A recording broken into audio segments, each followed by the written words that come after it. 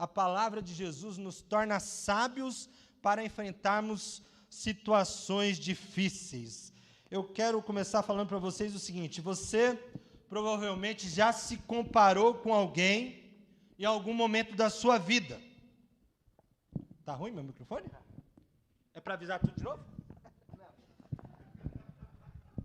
Tá ruim, mas deixa. Você provavelmente já se comparou com alguém em algum momento da sua vida, ou provavelmente já comparou dois indivíduos para tirar algumas lições, ou para descrever alguma situação, dar um exemplo. Existe o lado bom e o lado ruim das comparações. É bom nos compararmos aos outros, como buscamos, por exemplo, desenvolver a nossa vida. A vida cristã. É saudável que você, de repente, olhe para alguns casais e olhe e fale assim: cara, aquele casal ali é legal. Né? Estamos falando aí de encontro de casais semana que vem. Quem vai trazer a palestra semana que vem aqui é um casal que para mim é um exemplo de vida. Você olha ao decorrer da história deles, 30 anos de casado praticamente, e eles tiveram muitos problemas, muitas dificuldades, mas estão lá firme e forte servindo ao Senhor. Então é legal quando você olha um casal, você fala: poxa, que legal, né? É um exemplo, quero seguir esse passo. É legal você, jovem, né, que ainda não escolheu a sua profissão, e que você mira em alguém e fala assim: puxa, olha como essa pessoa galgou os passos da sua vida para desenvolver, né, o seu lado profissional ou empresarial. É muito interessante, esses ganham aí grande destaque, né, na sociedade nos dias de hoje.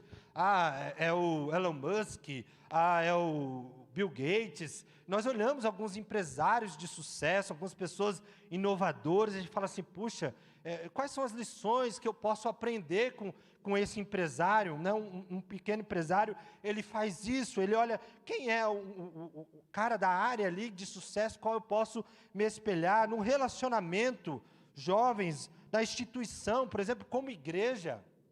Tem algumas igrejas que nós olhamos assim, às vezes não é um referencial na palavra, na pregação, mas quando você olha a estrutura, a qualidade no trato com as pessoas, a forma como desenvolve as suas ferramentas, você olha e fala assim: meu, que negócio fantástico. Por exemplo, esse curso que eu acabei de fazer aí no Haggai, meus irmãos, uma excelência, 10 dias ali de curso, mais de 45 horas, e assim, a ferramenta deles ali, tudo online, fantástica. Você tem que dar presença de hora em hora, você entra na sala do aluno, você tem a sala de oração, a sala de trabalho em grupo, é tudo online, chat para conversar, fórum, material, planilha. Meu, eles te dão tudo. Eu nunca vi uma ferramenta como aquela, e olha que eu fiz uma das faculdades que eu fiz foi em EAD, então, melhor do que a faculdade que eu cursei em EAD. Então, a comparação, ela tem esse lado bom e ela tem um lado ruim. O que é o lado ruim das comparações? É ruim você se comparar, por exemplo, com alguém que você quer se colocar como melhor. É a mediocridade, né? É aquele que está no meio, ele não está em cima, ele não está embaixo, ele está no meio. E ele começa a olhar para aquele que é mais fácil ele se comparar. Então, como pastor, eu vou olhar aqui alguém que, de repente, não tenha o meu nível acadêmico, não tenha a desenvoltura que eu tenho. Você, de repente, como empresário, vai olhar alguém que tem uma lojinha menor do que a sua, com menos estratégias comerciais do que a sua. Você, como família, né? Você olha e fala assim: a minha família é ruim. Olha, mas você viu aquele divorciou? Você viu lá o marido da outra? E aí você começa a se comparar com gente ruim ou com gente que está passando em situação difícil. A gente deve se comparar com aquilo que é uma referência para nós. Ou então, quando você quer exercer algum tipo ali de influência apenas por arrogância. Agora, por que eu estou falando sobre isso? Eu quero colocar uma pergunta que depois eu vou melhorar a pergunta. A pergunta é: você é um cristão espiritualmente sábio para ser utilizado como exemplo de comparação? você é um cristão espiritualmente sábio para ser comparado com um exemplo de comparação? Você serve como um referencial? Quando as pessoas olham para você, a sua esposa, seu esposo, seus filhos, irmãos em Cristo, vizinhos, parentes, colegas de trabalho, eles percebem em você sabedoria espiritual que faz toda a diferença, inclusive em comparação a outros cristãos. Eu não estou falando para comparar você com pessoas que não são cristãs. Vamos falar de nós que nos intitulamos como cristãos, seguidores de Cristo Jesus, pessoas que vivem pela palavra de Deus. O pastor Jean pregou certa vez aqui, ele disse assim, exemplo de fiéis. Lá em Tessalonicenses ele pregou, não me engano, capítulo 1, capítulo 2, ser exemplo para os fiéis. Então, quando a sua esposa olha para você, quando o seu esposo olha para você, os seus filhos olham para você, a sociedade, os seus amigos no trabalho, os seus colegas, eles olham para você, eles enxergam um exemplo de sabedoria espiritual, por exemplo, na hora de resolver problemas. Você está passando por um problema na sua família, na sua empresa, aqui na igreja, lá no seu trabalho, e a forma como você resolve os seus problemas, ou um problema que surge na empresa, ou na sua família, ou aqui na igreja, as pessoas olham e falam assim, nossa, como esse homem, como essa mulher, como esse jovem, ele é diferenciado, olha o caminho que ele buscou, nunca tinha imaginado resolver esse problema através desse caminho. Na hora de superar situações difíceis, hoje a ideia é ouvir e praticar as palavras de Jesus, nos tornam sábios para enfrentarmos os dias difíceis. Então, o dia difícil, ele vem sobre a nossa vida. O dia difícil vem sobre a vida de todos.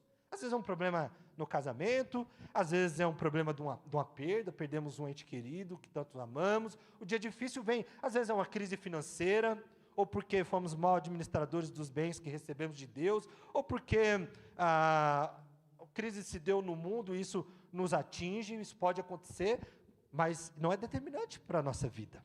Agora, a forma como lidamos, a sabedoria para lidar com isso, faz toda a diferença.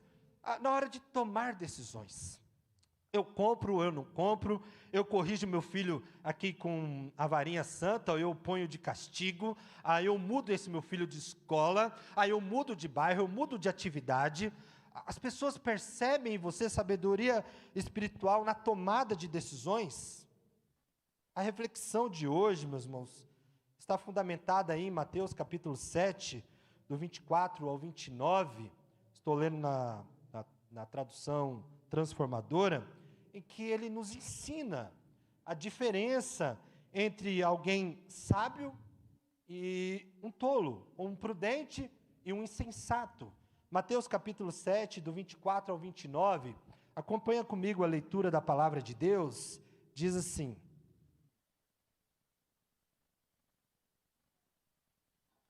quem ouve minhas palavras e as pratica, é tão sábio como a pessoa que constrói sua casa sobre uma rocha firme.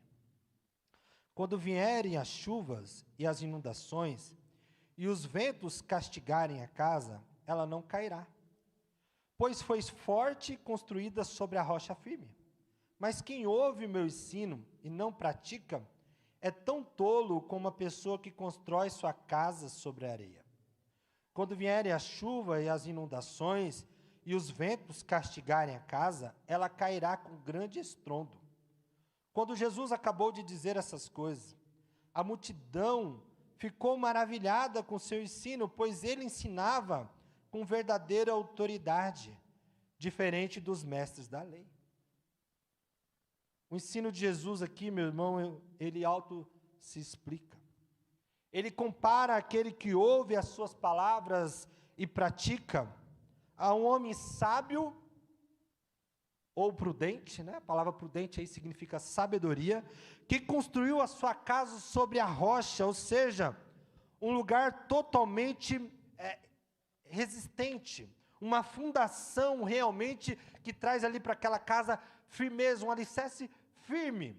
Ele compara esse homem que constrói a sua casa numa rocha, um lugar onde a casa sendo construída, pode vir a chuva repentina, a tempestade, os ventos fortes, essa casa ela vai permanecer. E olha, o texto diz que essa casa está sobre uma rocha e a chuva vem, o vento vem, a tempestade vem, mas a casa fica firme. Ele compara esse homem a um outro que ele chama aqui de tolo ou insensato, que constrói a sua casa num terreno arenoso, relativamente mais fácil para a construção, porque você conhece a região praiana, a areia fica na beira do mar, e as rochas na encosta, no alto.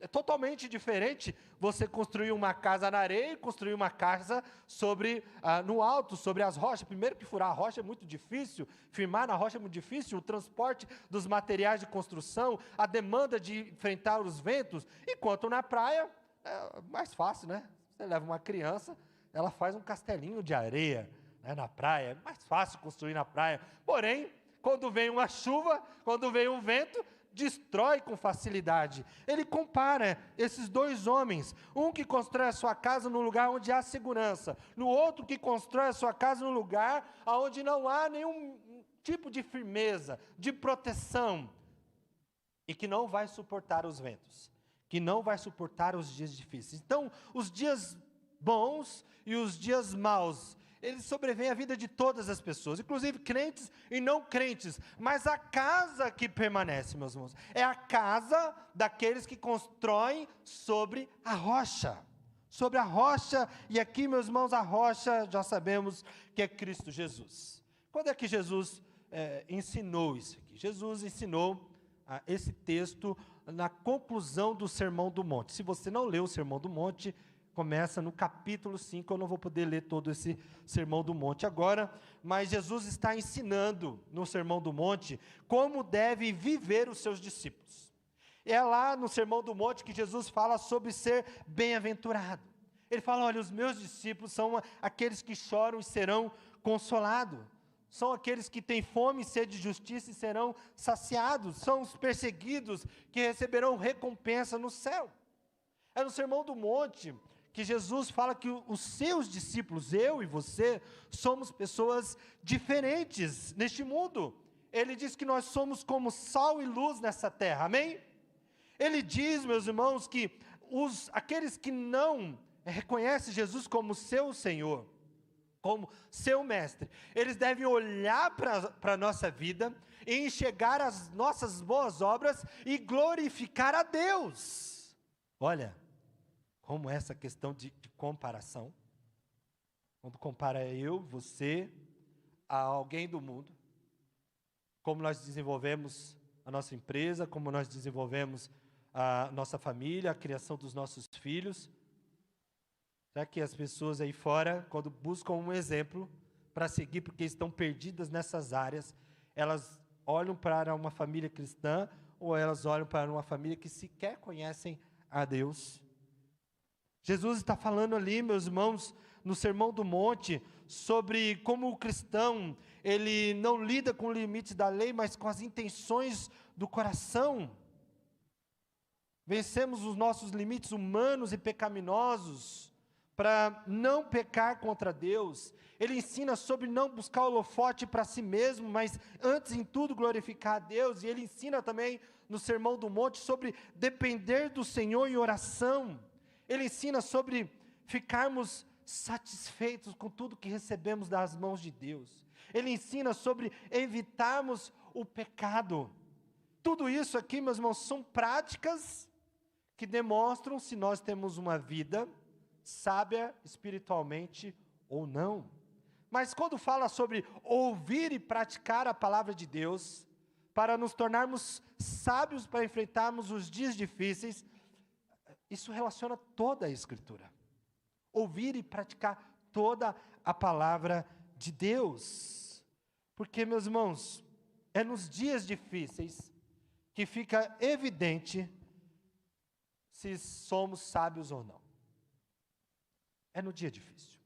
É quando você está passando com problema lá na sua casa, na educação dos seus filhos. é que o ensino da palavra de Deus vai se demonstrar na sua casa, se faz a diferença ou não. É lá no seu trabalho, quando você está sendo perseguido pelo seu chefe, ou quando você tem que lidar com funcionários ruins, que não cumprem o que você pede, que a palavra de Deus vai se demonstrar verdade na sua prática de vida no dia a dia. É quando você está mal com a sua esposa, com o seu marido, é que a palavra de Deus vai demonstrar se você tem sabedoria ou não. A prática da palavra de Deus vai demonstrar se você tem sabedoria ou não para lidar com as situações difíceis. Porque a casa aqui, meus irmãos, é a vida daquele que pratica ou não o ensino que recebe de Jesus. A casa sobre essa rocha não é a sua casa lá, sequer é o seu lar. A casa aqui, que Jesus está falando no texto, é a minha vida, é a sua vida, é a nossa vida. Então, não é a sua vida, da sua esposa e dos seus filhos, mas é a sua vida individualmente, a da sua esposa individualmente, dos seus filhos individualmente. E aí o bom é que todas as vidas que compõem essa casa, esse lar, estejam sendo edificados sobre a rocha. Então, preste atenção, a vida aqui somos nós. Sobre qual alicerce você está edificando a sua vida? Porque aqui, meus irmãos, vai individualizar as responsabilidades. Aqui não tem como você falar assim, olha, às vezes eu não sou tão sábio na igreja porque meu pastor não é sábio. Não, o seu pastor pode ser um tolo, mas você tem que ser sábio. Porque eu edifico a minha vida, e depois, Coríntios, Paulo escrevendo aos Coríntios, capítulo 13, ele vai dizer, cada um veja como edifica. Então, eu posso ser um tolo. Não é licença para que você seja tolo junto comigo. Você precisa ser sábio. Então, não vai dar para você lá na sua casa dizer assim, não, eu sou assim, mas o meu marido é daquele jeito. Não. Você tem responsabilidade individual diante de Deus e vai responder diante de si a Deus, vai responder por si diante de Deus, independente das atitudes do seu marido, independente das atitudes da sua esposa, do seu pai, dos filhos. Ajudamos uns aos outros, mas cada um veja como edifica sobre essa rocha que é Cristo Jesus. Na cultura judaica, meus irmãos, tudo girava ali em torno da casa. A ideia de família patriarcal, a ideia de identidade religiosa, de nação, assim como os valores espirituais, morais, eram transferidos no ambiente da casa. Por isso que ele fala aqui sobre essa casa, mas ele está fazendo a comparação entre dois homens. A casa, esse núcleo, era assim, deveria continuar sendo assim nas famílias cristãs. Ela que os pais devem transferir para os filhos os valores morais, espirituais, éticos, honestos. Transferência de Cristo Jesus, responsabilidades. É na casa que acontece essa transferência. Por isso Jesus usa essa casa para tipificar, para colocar como a nossa vida. Meus irmãos, e assim deveria continuar sendo, pelo menos na casa dos crentes. Essa semana a grande polêmica é daquela loja de hambúrguer ruim, barato. O pessoal compartilhando e tal, não vou entrar nesse mérito, mas nos traz a reflexão. Quem está transmitindo valores lá na sua casa é uma loja de hambúrguer agora? No que você vai crer, como você vai se comportar, o que você vai defender, deixar de defender? É a loja de hambúrguer agora que diz lá? É a escola que vai dizer como respeitar o próximo, quais bandeiras defender ou não defender, ou se colocar contra? É a escola que vai dizer isso para você? É o governo, seja de direita ou de esquerda? Não, nós aprendemos com Deus, desde Deuteronômio capítulo 6, que ensinado em nossa casa, andando pelo caminho, nós transferimos para as próximas gerações os nossos valores, as nossas virtudes, a fé em Cristo Jesus, para que no momento em que os nossos filhos se tornem conscientes autônomos, responsáveis por si mesmos, eles possam fazer decisões fundamentadas na rocha que é Cristo Jesus. Então, meus irmãos, isso é muito interessante, porque em lares cristãos eu não, mas muitos de vocês foram criados em lares cristãos. E vivem ao contrário do ensinamento que receberam dos pais. Deixaram de edificar a vida, as decisões, de enfrentar os dias difíceis, de acordo com a palavra de Deus, para agora seguir segundo o que a palavra de Deus diz que são os rudimentos do mundo, as orientações do mundo, os valores do mundo. Como é que pode isso? Então, somos sábios, estamos ouvindo e praticando a palavra de Jesus, somos tolos, somos insensatos, somos pessoas que não sabem discernir a mão direita da mão esquerda. Quem é você? A casa aqui também transmite a ideia de segurança. Era na casa, meus irmãos, que as pessoas, naquela época, e algumas até pouco tempo atrás, quem sabe até ainda existem nos dias de hoje, que se guardavam os bens de maior valor. Naquela época não tinha banco. Naquela época não tinha seguro de vida, seguro automóvel, seguro residencial.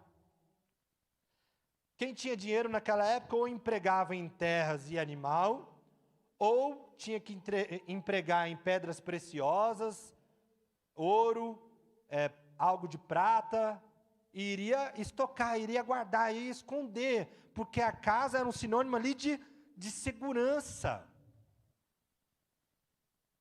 Se você faz isso hoje, cuidado, você pode ser roubado. Tem banco para isso.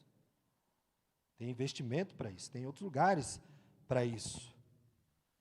A casa, meus irmãos, é um lugar também de abrigo, de segurança. É para lá que nós vamos quando a coisa está ruim ou quando a coisa está boa.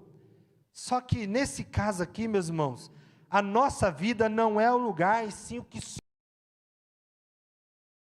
não é o nosso futuro, a nossa vida é o que somos agora. A nossa vida tem que estar segura em Cristo Jesus. Os nossos valores estão em Cristo Jesus. E o que somos agora é resultado do quê? O que você é agora, nesse presente momento.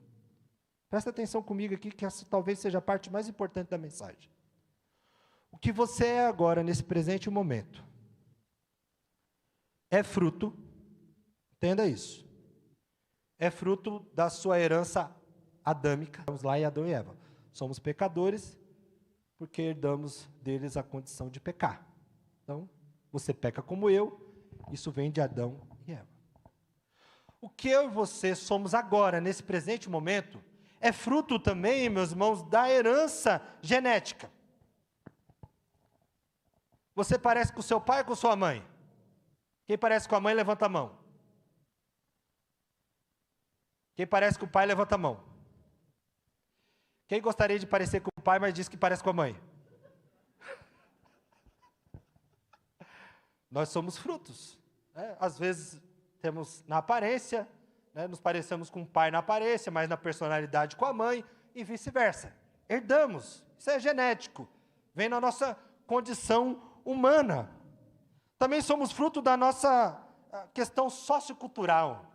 É o meio que nós estamos inseridos, é o que nós recebemos na escola, é a influência que recebemos da internet, que recebemos dos parentes, do vizinho, da igreja. Não estou falando de coisa certa e errada, mas é a herança do que nós recebemos, dos nossos usos e costumes. Pode ver, nós estamos na Zona Leste, aqui todo mundo é Corinthians. Por quê? É ZL, mano. Entendeu? Quando você não se torna corintiano, é um livramento. Porque existe 99% de chance de você se tornar corintiano. Não é? A Globo só fala de Corinthians, os vizinhos só falam de Corinthians, na escola só fala de Corinthians. É muito difícil nascer corintiano. O meio te levou a ser corintiano. É assim que acontece. É a empolgação, as coisas nos levam a tomar essas decisões. Você cresce aqui na igreja, vendo os irmãos tocar guitarra aqui. Quantos já quis tocar guitarra porque vê o Davi aqui tocando guitarra ou baixo desde uns 30 anos atrás? Quantos já quiseram aqui tocar? Levanta a mão. Ninguém? Esse pessoal é do outro culto, eles vão falar lá no chat. Mas com certeza, você participa da área da música, participa porque vira os irmãos tocando aqui, cantando, e você gostou disso e foi se envolvendo, porque o meio te promove a isso. Isso faz parte. É também, meus irmãos, da educação que você recebe em casa, na família. Agora, como cristãos, continue prestando atenção.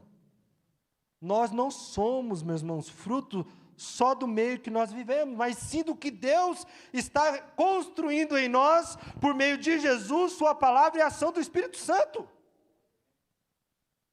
E é aqui que faz toda a diferença. Porque quem não tem Jesus, aquele que se encontra com Jesus, a partir do momento que se encontra com Jesus, que entrega a sua vida para Jesus, que entende o Evangelho, que anuncia que Ele nasceu, viveu, morreu e ressuscitou para perdão dos nossos pecados, essa pessoa passa agora a edificar a sua vida sobre Jesus Cristo, não mais sobre um terreno arenoso. Entende isso? É disso que se trata essa passagem. Se trata de onde estamos construindo a nossa vida. Aqui, meus irmãos, não é simplesmente a ideia de que, não, eu creio em Jesus. A ideia é, Jesus é o alicerce sobre a planta dos meus pés. Existe uma natureza. Existe uma cultura familiar em mim. E eu não estou dizendo que tudo da sua cultura familiar é ruim, não. Tem coisas boas na sua cultura familiar. Mas tem coisas que você recebeu na sua cultura que pertence ao ensino de Cristo Jesus. Então tem coisas na cultura da minha família que eu preciso abrir mão para seguir segundo Cristo Jesus. Você não pode ser aquela pessoa que diz, não, mas sempre foi assim, sempre vai ser assim. Isso não é ser sábio. O meu pai, saudoso pai, quando eu fui evangelizá-lo, ele falava assim, olha, seu bisavô nasceu católico, morreu católico, seu avô nasceu católico, morreu católico, eu nasci católico, morri católico, você nasceu católico, deveria morrer católico. Ele não entendia que eu não estava falando de religião, eu estava falando sobre teologia. Eu não posso continuar numa tradição que não está me causando, não está me trazendo sabedoria para enfrentar os meus dias difíceis, para mudar a rota do meu destino eterno. Então, isso precisa ser colocado de lado. Mas às vezes nós ficamos apegados em tradições que não deveríamos estar apegados. Tem coisas que a gente quer colocar culpa na nossa personalidade. Não, meu pai era assim, meu pai era nervoso, meu pai era irado, então eu também fiquei nervoso, também fiquei irado. Não, você é mal educado. Essa é a questão. Você não quer enfrentar os seus pecados e mudar. Tem traços na nossa personalidade que devem ser mudados de acordo com a palavra de Deus. A gente não pode se ancorar nisso. Então eu vou mudar um pouquinho aqui a pergunta. Aliás, quero voltar a fazer uma pergunta. É Jesus que está influenciando a sua vida? É a palavra de Deus que está influenciando a sua vida? É a ação do Espírito Santo que está influenciando a sua vida? Porque é isso que muda. É isso que firma os nossos pés sobre a palavra de Jesus. Então, vou mudar um pouco a pergunta. Você tem se tornado um cristão espiritualmente sábio para ser utilizado como exemplo de comparação e capaz de resistir aos dias maus? O que você tem recebido de influência de Jesus, da sua palavra, do Espírito Santo, está te tornando sábio o suficiente para enfrentar os dias difíceis? Coloca em prática a palavra de Jesus, torna sábio para enfrentar esses dias difíceis. Amém? Aquele que ouve e coloca em prática. Nessa noite, na internet, os irmãos aqui nesse auditório, todos estão ouvindo. Amém? Todos estão ouvindo. Não temos nenhum surdo participando, não temos Ministério de Libra. Todos aqui estão ouvindo. Se estão aqui, é porque estão ouvindo. Agora, quantos vão praticar? Estão ouvindo. A prática é onde demonstra se há sabedoria ou não, porque sabedoria é o receber do conhecimento e torná-lo em prática. Isso é sabedoria.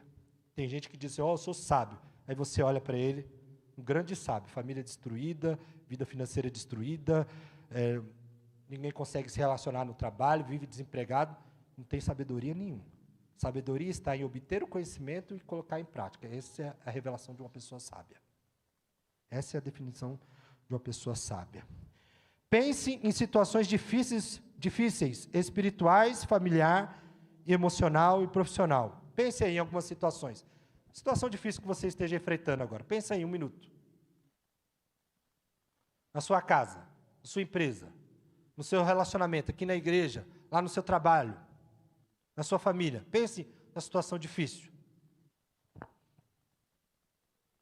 Quando Jesus terminou de pregar, as pessoas ficaram admiradas, diz o texto. As pessoas ficaram admiradas porque viram que Jesus não ensinava como os escribas, mas que nele havia autoridade. Sabe o que significa ser admirado? Significa que as pessoas reconheceram que Jesus estava chamando para si os seus ouvintes. Nenhum outro escriba daquela época, ou mestre religioso daquela época, tinha essa ousadia. Nenhum outro. Somente Jesus se demonstrou com essa ousadia, porque Ele é Deus. Por isso que Ele diz, aquele que ouve a minha palavra e pratica, será como um homem que edificou a sua vida sobre a rocha. Percebe? Vocês estão me ouvindo aqui há quase 1 hora. Em nenhum momento eu disse para vocês, aquele que ouve a palavra do pastor Fábio e a pratica, será sábio, porque eu sou tão pecador como você. Nenhum escriba falou isso na época de Jesus. Nos dias de hoje, se algum religioso fizer isso, é um falso profeta. Nenhum psicólogo, coach espiritual tem autoridade dada por Deus para dizer, olha, eu vou dar aqui para você a solução para a sua vida. Ele está mentindo. Ele pode te dar estratégias, passos de sabedoria, até apresentar princípios bíblicos para você, mas palavra dele próprio, por si mesmo, palavra do homem não faz um homem ter sabedoria para enfrentar os seus. Essas são 2 questões para nós. Sobre qual alicerce estamos construindo a nossa vida? Sobre qual alicerce estamos construindo a nossa vida? Quem tem influenciado o nosso caráter? O seu caráter.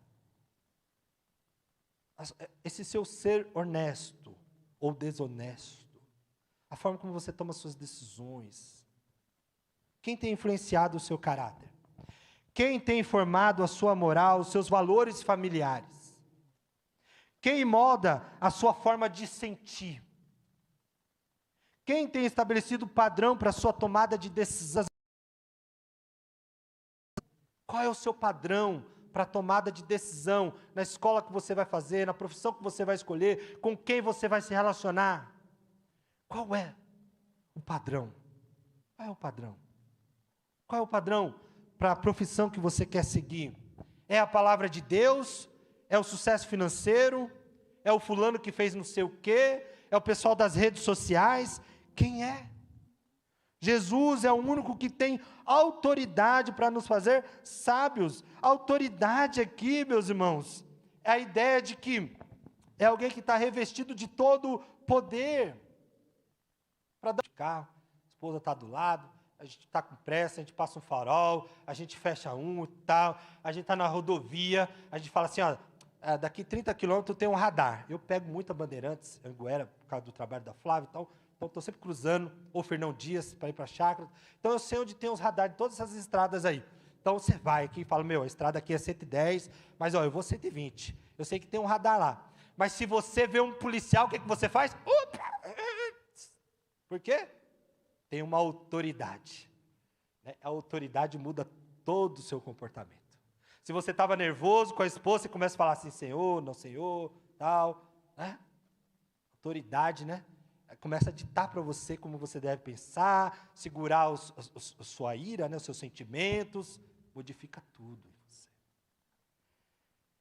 A Bíblia diz aqui, aliás, né? As pessoas ali naquela época reconheceram que Jesus é toda a autoridade. Quer ser uma pessoa sábia diante dos dias difíceis, para ser um bom exemplo? Para servir de um bom exemplo?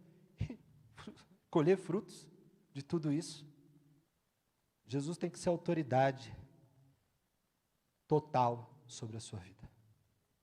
Autoridade total sobre a sua vida. Quem é a autoridade total sobre a sua vida? Jesus firma os nossos pés, influencia a nossa mente, guia a nossa vontade, molda os nossos sentimentos. Firma, influencia em nós. Os discípulos, meus irmãos, que enfrentam, são vitoriosos nos dias difíceis, vivem uma vida dominada por Jesus, capsulada por Jesus. E isso tudo se demonstra no dia difícil. Lembra que eu disse lá no início, estamos concluindo. O vendaval vem sobre a casa edificada sobre o terreno arenoso e sobre a casa edificada sobre a rocha.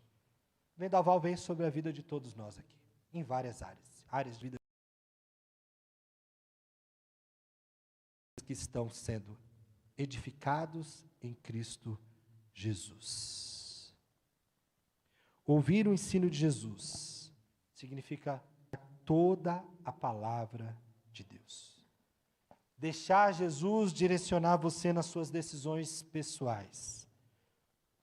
Família, profissão, empresa, sentimental, vida acadêmica. Isso é ser uma pessoa sábia em Jesus Cristo. Quero convidar você nesse momento a fechar aí seus olhos, aqui na igreja, você que está acompanhando aí na sua casa, aquieta toda a sua família. Nós vamos orar nesse momento. Eu quero orar por 3 tipos de pessoas. 3 tipos. Quero orar por aqueles que ainda não começaram a construir uma vida de sabedoria espiritual em Jesus, mas hoje entenderam que precisam se entregar a Ele. Presta atenção aqui. Presta atenção aqui. Se você não está pregando, esteja orando. Quero orar por você, que talvez até cultural, econômica, acadêmica, e tudo isso com certeza tem coisas boas, mas tem coisas que não são boas. Esses dias eu falei para uma pessoa, tudo isso que você está praticando, resolveu o seu problema até aqui? A pessoa disse, não. Então, agora é a hora de mudar para o lado de Jesus. Porque a sua experiência de vida já demonstrou que tudo que você fez não resolveu o seu problema. Então Jesus diz, aquele que ouve e pratica a minha palavra. Então eu quero orar por você que hoje quer seguir pelo modelo de Cristo Jesus. Quer colocar a palavra de Deus em prática. Não é fácil, mas os seus pés estarão firmes sobre a rocha. Então escreve aí no chat, pastor, eu quero entregar a minha vida para Jesus. Se você está, fique em pé, eu vou orar por você. Quero orar também por cristãos que estão enfrentando dias difíceis, talvez até com medo de não superarem a tempestade, mas hoje foram alcançados. Porque não é fácil. Eu já fiquei numa casa que sobreveio a ela uma tempestade, lá na ilha de Taparica. Tinha uns coqueiros lá, do padrasto do irmão Léo lá, que eles ficavam balançando assim, ó, na frente da casa assim. Eu falei, meu Deus do céu, aquele marzão. Eu falei, só falta estar o tsunami aqui nessa baía logo hoje que eu estou aqui. Então é assim, às vezes a tempestade é muito forte e a gente fica com medo. Mas a palavra hoje veio para afirmar para a sua vida, olha, se você está construindo sobre Cristo Jesus, fica tranquilo. A tempestade vai passar e a sua sabedoria vai se revelar. Fique em pé, eu quero orar por você. Você que está passando dias difíceis. Deus abençoe. Mas hoje Deus confirmou seu coração que Ele está com você. E quero orar por aqueles que achavam que estavam construindo uma vida por meio da palavra de Jesus, mas hoje estão arrependidos, porque descobriram que estavam confiando em si mesmos ou em ensino de outros. Talvez você, membro da igreja, se tem como cristão, pela religião, pela sua tradição familiar, pelo seu conhecimento acadêmico, e não por Cristo Jesus, mas hoje descobriu que você não estava edificando a sua vida em Cristo Jesus. Eu também quero orar por você. Fique em pé, escreve no chat, me chama no WhatsApp depois, vamos conversar. É muito importante conversarmos depois, para que você possa se abrir, possa falar e possa ajudar você verdadeiramente. Oremos. Pai, em nome de Jesus, obrigado porque o Senhor é um Deus onipresente, onisciente, onipotente, Senhor Deus. Fica os nossos pés sobre a rocha que é Ti mesmo. E é o Senhor que nos faz prevalecer no dia mal, Pai. Senhor, toda a informação que temos recebido da parte de Ti, Senhor Deus, da Tua palavra, todo esse conhecimento, Senhor Deus, não seja apenas para o nosso discurso religioso, Senhor Deus, não seja apenas para mudar o nosso comportamento aparente, Pai, mas que seja para mudar o nosso interior, Senhor Deus. E que o nosso interior, Pai, assim como o nosso exterior, esteja agarrado e sustentado em Ti, Senhor Deus. Ó Pai, muitos estavam, Senhor Deus, guiando as suas vidas pelos falsos guiando econômica, ó Pai, pela questão religiosa, Senhor Deus. Mas hoje aqui, Senhor Deus, estão, ó Pai, saindo do terreno arenoso para edificar as suas vidas sobre a rocha que é Cristo Jesus, Deus. Oh, Senhor Deus, que essas pessoas, ó Pai, possam perceber o Seu cuidado, Pai, e que elas possam, Senhor Deus, na prática de suas vidas, na hora, Senhor Deus, de ter que tomar uma decisão em família, na hora, Senhor Deus, de ter que corrigir um filho, animar um filho, na hora, Senhor Deus, tiver de resolver um problema na empresa, mudar de profissão, ou um problema na profissão, Senhor Deus, que a sabedoria espiritual dos altos céus seja revelada, ó Pai.